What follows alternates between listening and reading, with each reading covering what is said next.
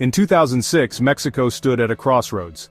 Andrés Manuel López Obrador, or AMLO, was vying for the presidency against Felipe Calderón in what would become one of the most contentious elections in the country's history. López Obrador positioned himself as the leader of the people, an outsider challenging the establishment. But behind the scenes, a much darker narrative was reportedly unfolding. One of the primary figures implicated in this investigation is Edgar La Barbia Valdez Villarreal. Born in the United States, Valdez became a high-ranking member of the Beltrán-Leiva cartel, one of the most powerful drug trafficking organizations in Mexico. According to U.S. officials, informants reported that Valdez personally helped facilitate a significant donation to AMLO's campaign, believing that his presidency would weaken law enforcement crackdowns. There were multiple reports from informants that traffickers funneled cash into AMLO's campaign in exchange for potential future leniency. The belief was that he would be less aggressive than his opponents in confronting organized crime. The relationship between organized crime and politics in Mexico is highly complex. Cartels have historically sought to influence elections, whether through violence, intimidation, or financial backing of candidates they believe will benefit their operations.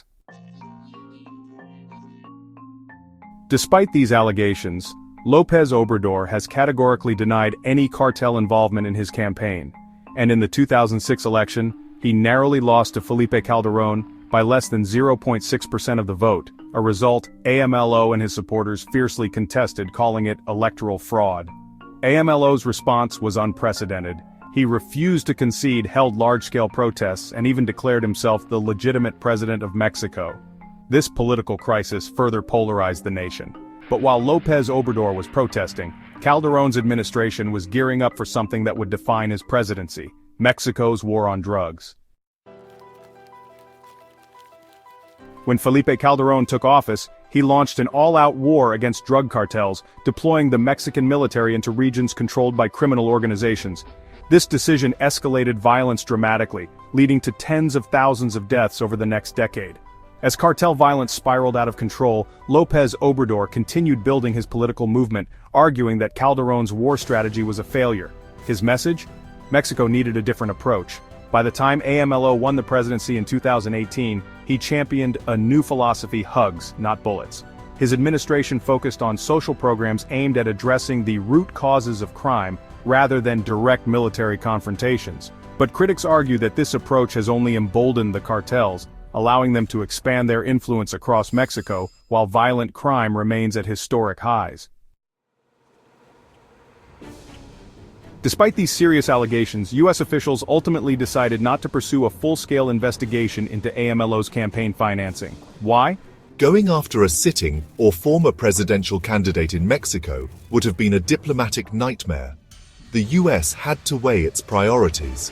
Destabilizing Mexico's leadership wasn't an option, especially given the growing crisis with drug trafficking at the border. Regardless of what really happened in 2006, these allegations highlight a broader issue: the deep entanglement between organized crime and politics in Mexico. The continued corruption allegations in Mexico will continue to be an issue for decades to come. But one thing remains certain: the shadow of the past lingers over Mexican politics, and the fight against corruption and cartel influence is far from over. For a full investigation, visit ProPublica.org.